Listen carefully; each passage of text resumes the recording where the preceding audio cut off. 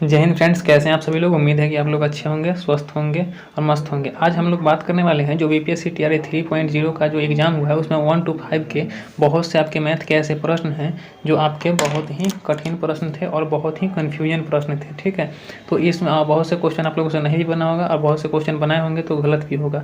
आज हम सभी क्वेश्चन का सोल्यूशन देखेंगे। आप लोग मिला लीजिएगा कि कैसे कैसे आप लोग बनाए हैं और किस तरीक़ा से बना है, आपका क्वेश्चन कितना सही है वो भी आप कमेंट बॉक्स में ज़रूर बताइएगा। तो आज हम लोग बात करने वाले पहले क्वेश्चन जो कि 62 नंबर क्वेश्चन था, ये सेट ई का है। ठीक है, तो आप लोग अपने हिसाब से क्वेश्चन देख लीजिएगा।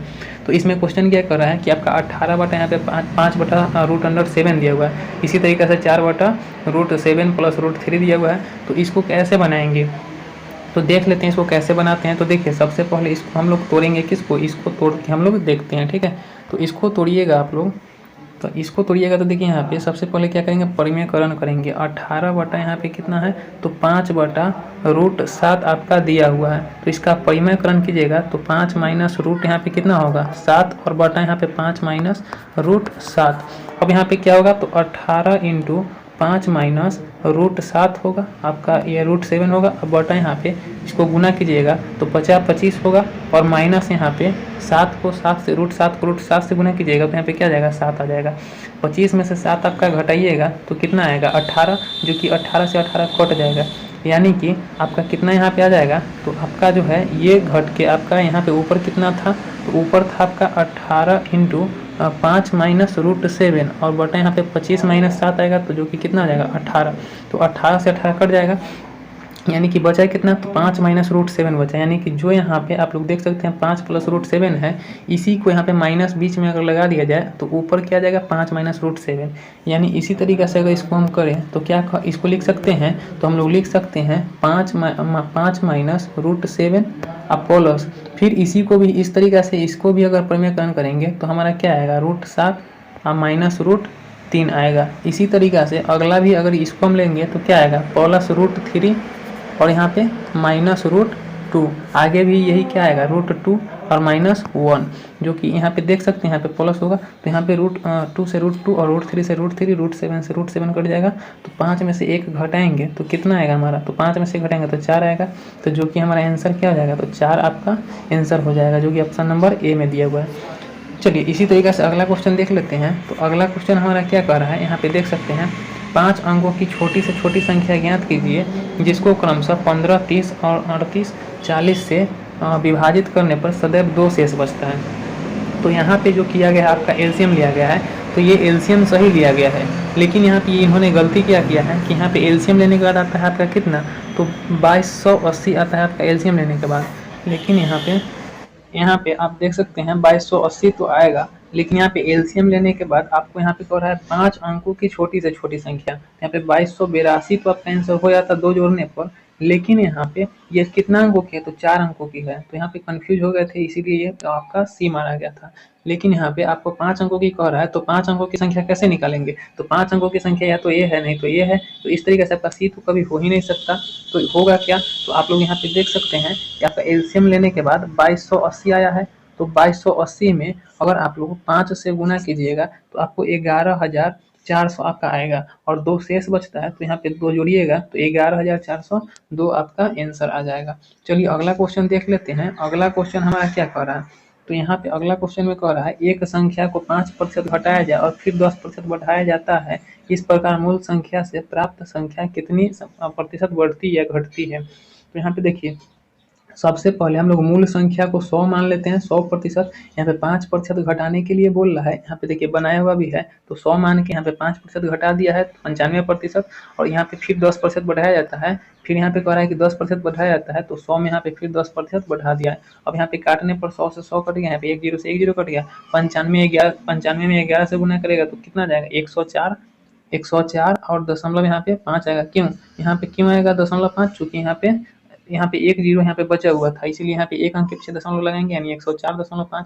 अब चूंकि यहाँ पे हमने मूल संख्या क्या लिया था तो 100 लिया था, मूल संख्या 100 लिया था और यहाँ पे इसको जो गुना भाग करने के बाद कितना आया, तो 104.5, यानी वृद्धि कितना हो रहा है, तो 4.5 का वृद्धि हो रहा है। तो यहाँ पे ऑप्शन इसलिए सी हो जाएगा। अगला क्वेश्चन देख लेते हैं। अगला क्वेश्चन कर दिया गया संख्या क्या है दिया गया, तो यहाँ पे रूट अंडर 4489 का जो आंसर दिया हुआ है बराबर दिया हुआ है, यानी इक्वल टू दिया हुआ है रूट अंडर 4489 का 67। ठीक है, यानी कि 67 का ये वर्ग क्या है, यहाँ पे वर्ग है, अंदर जो है ये क्या है 67 का वर्ग है, रूट के अंदर है 100। तो यहाँ पे इसी तरीका से इसका भी वर्ग क्या होगा, तो इसी का भी वर्ग भी 67 होगा। लेकिन यहाँ पे देख सकते हैं यहाँ पे 2 अंक के पीछे दशमलव लगाया हुआ है, तो बाहर निकालेंगे, रूट के बाहर निकालेंगे तो 1 अंक के पीछे दशमलव, यहाँ पे 4 अंकों की है तो रूट के बाहर निकालेंगे तो 2 अंकों की पहले, यहाँ पे 6 अंकों है तो रूट के बाहर निकालेंगे तो 3 अंकों के पहले दशमलव लगेगा, और यहाँ पे 8 अंकों की है तो बाहर निकालेंगे तो 4 अंकों की पहले दशमलव लगेगा। तो यहाँ पे ये सही बनाया हुआ है, जो कि यहाँ पे देख सकते हैं 4489 है, तो यहाँ पे 67 तो लिखा जाएगा, लेकिन इसको हम लोग क्या लिख सकते हैं, तो 67 तो लिखेंगे, लेकिन यहाँ पे 2 अंकों के पीछे दशमलव है तो बाहर निकालेंगे तो 1 अंकों के पीछे दशमलव लगेगा। अगला उसी तरीके से 67 लिखेंगे, लेकिन 67 लिखेंगे इसको बराबर भी 67 लिखेंगे, लेकिन यहाँ पे 4 अंकों के पीछे दशमलव है तो यहाँ पे 2 अंकों के पीछे दशमलव लेंगे, यानी 67 लिखेंगे। उसी तरीका से यहाँ पे क्या दिया गया है आपका, यह तीसरा नंबर में आपका दशमलव, यहाँ पे 6 अंकों के पीछे दशमलव है, तो हम क्या करेंगे, तो ये वाला 3 अंकों के पीछे दशमलव लगाएंगे। यहाँ पे उसी तरीके से 8 अंकों के हैं तो फिर यहाँ पे 4 अंकों के पीछे दशमलव लगाएंगे, और सभी को जब जोड़ेंगे तो आपका इतना आंसर आ जाएगा। ठीक है, तो इस तरीका से इस क्वेश्चन को भी बना सकते हैं। अगला क्वेश्चन क्या कर रहा है, देखिए यहाँ पे 91 नंबर की सरल ब्याज की किस दर से कोई धनराशि 24 वर्षों में 7 गुनी हो जाती है। यानी कि यहाँ पे मूलधन अगर हम लोग लेते हैं x, तो यहाँ पे ब्याज कितना हो जाएगा, इसके 6 गुनी हो जाएगा। अगर ब्याज 6 गुनी होगा तभी तो 24 वर्ष में क्या हो जाएगा, अपने आप को कितना गुनी, 7 गुनी हो जाएगा। 7 गुनी होने के लिए एक गुना तो यहाँ पे मूलधन ही रहेगा, तो ब्याज कितना होगा, तो 6 गुना ब्याज होगा, तभी तो दोनों मिला के 7 गुना होगा। तो अब देखिए इसमें बनाएंगे कैसे, तो आप लोग जानते हैं कि ऐसा, यानी कि सिंपल इंटरेस्ट बराबर क्या होता है, मूलधन अगुने रेट अगुने टाइम अवर टाइम, यहाँ पे 100। तो इस फॉर्मूला पर बैठाएंगे तो क्या हो जाएगा, हमारा मूलधन x माने है और इसी का 6 गुना होता है आपका ब्याज, तभी तो 7 गुना पूरेगा, चूंकि 7 गुना कह रहा है यहाँ पे।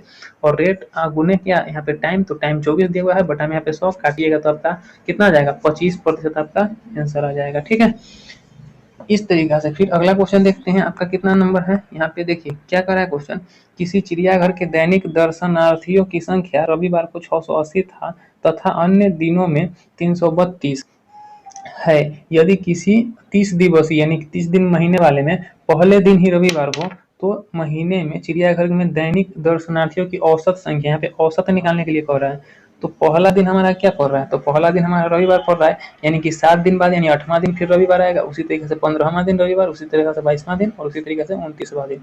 यानी टोटल जो हमारा रविवार आया है वो कै हुआ है, तो 5 गो, और 5 में कितना से गुना करेंगे, तो रविवार को कितना जो दर्शनार्थी आ रहे हैं, तो 680 दर्शनार्थी आ रहे हैं। यानी कि यहाँ पे कह सकते हैं 5 गुने 680 दर्शनार्थी, और यहाँ पे प्लस बचा कितना, तो 30 दिवसीय है, तो 5 दिन तो आपका यहाँ पे हो गया, 5 दिन एतवार में पड़ गया, तो कितना बचा 25, और 25 दिन भी आ रहा है कितना कितना, तो अन्य दिन कितना आ रहा है 332, तो 332 से गुना कर दीजिए, और बटा यहाँ पे क्या करेंगे, तो औसत निकालना है, तो जितना दिन है उतना से भाग दे दीजिए। इसको अगर आप लोग सॉल्व कीजिएगा तो आपका कितना आ जाएगा, तो इसको सॉल्व कीजिएगा तो सबसे पहले यहाँ पे गुना कीजिएगा, और उसके बाद यहाँ पे 30 से भाग करना है, तो 30 से जब भाग कीजिएगा तो आप लोग का आ जाएगा 390। ठीक है, अगला क्वेश्चन देखते हैं।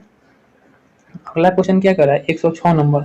तो आपका ये फार्मूला पर क्वेश्चन था। ठीक है, यानी कि a plus b plus c बराबर 0 दिया रहता है, तो a cube plus b cube plus c cube minus 3ab बराबर फार्मूला क्या होता है, तो a plus b plus c क्या होता है, फार्मूला देख लेते हैं, a plus b plus c into a square plus b square plus c square minus a b minus b c और माइनस सी ए। तो यहाँ पे कह रहा था कि किससे भाग देना है, ए प्लस बी प्लस सी से, यानी कि ए प्लस बी प्लस सी से भाग देने पर क्या होगा, यहाँ पे इससे ए कट जाएगा, यानी कि अब क्या बचेगा आपका, ये आपका आंसर बचेगा।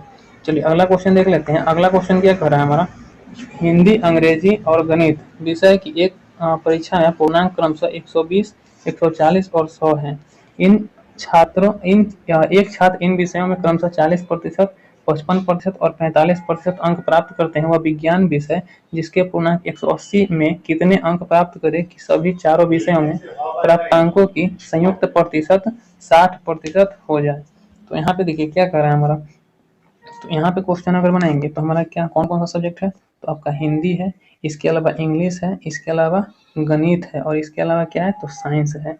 तो इसमें कितने कितने मार्क्स हैं, तो यहाँ पे 120 मार्क्स इसमें है, इसमें आपका कितना है तो 140 मार्क्स है और यहाँ पे इसका मैथ का है 100 और साइंस का आपका कितना है तो साइंस का आपका है 180।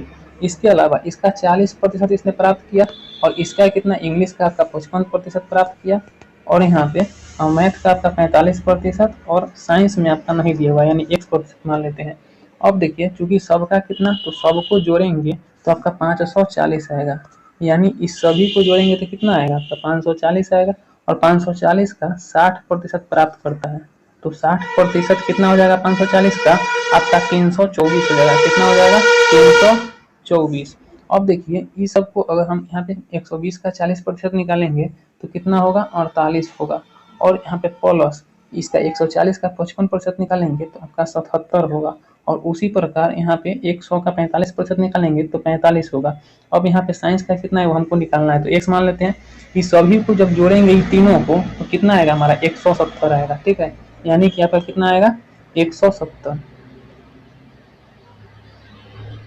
देखिए यहाँ पे हट गया तो यहाँ इसको छोड़ते हैं। देखिए यहाँ पे कितना है आपका, एक मिनट,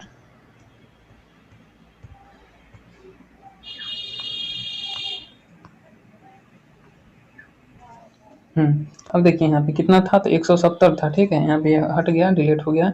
अब देखिए यहाँ पे 170 था, हाँ 170, ठीक है, टोटल कितना था तो 324 था। अब इसको माइनस करेंगे तो आपका 154 आपका यहाँ पे आंसर आ जाएगा, ठीक है।